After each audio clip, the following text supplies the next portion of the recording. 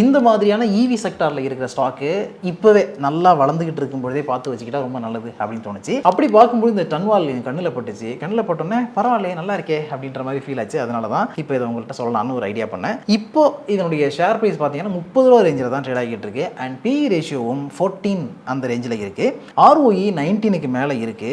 ROE 19க்கு மேலே இருக்கு அப்படிங்கிறத பார்க்கும்பொழுது which is very very good. Okay, ஆனால் ROE 19க்கு மேலே இருக்கு, 20க்கு மேலே இருக்கு அப்படின்னா அதில் வந்து ஒரு ரிஸ்க்கும் இருக்கும். அது என்ன ரிஸ்க்னா, ஒரு கம்பெனி வந்து அதிகமான கடன் வாங்கி வச்சுருக்காங்க, அவங்களுடைய ஈக்விட்டி கேபிட்டலை விட அதிகமான டெட்டில் அந்த கம்பெனி ரன் ஆகிட்டு இருக்குன்னா அந்த சமயத்திலையும் ROE அதிகமாக இருக்கும். ஏன்னா ரிட்டர்ன் ஆஃப் ஈக்விட்டி, ஏன்னா ரிட்டர்ன் ஆன் ஈக்விட்டி அப்படிங்கிறது என்ன கம்பெனியோட ஈக்விட்டி இருக்கோ அந்த ஈக்விட்டி மூலமாக எவ்வளோ ரிட்டர்ன் ஜென்ரேட் பண்ணுறாங்க அப்படிங்கிறதான். ஸோ அந்த ஈக்விட்டிக்கு வந்து இன்ஃபியூஸ் பண்ணுறதுக்கு அவங்க டெட்டு உள்ளே கொண்டு வர்றாங்கன்னா அதுவும் அதுக்கு பூஸ்ட் பண்ணும். அப்படி பூஸ்ட் பண்ணுறதுனால கூட இந்த ஃபிகர் உங்களுக்கு ஹையாக தெரியும். ஓகேவா, அதனால இதை கவனமாக நம்ம பார்க்கணும். ஸோ இப்போ பார்ப்போம். ஸோ 19.3 அப்படிங்கிறது ROE நல்லா இருக்கு. ஆனால் இந்த 19 ROE நல்லா இருக்கிறது இந்த கம்பெனிக்கு சரிதானா அப்படின்னு பார்த்தீங்கன்னா ஃபர்ஸ்ட் சொன்ன அந்த மேட்ரு இதில் இடிக்குது.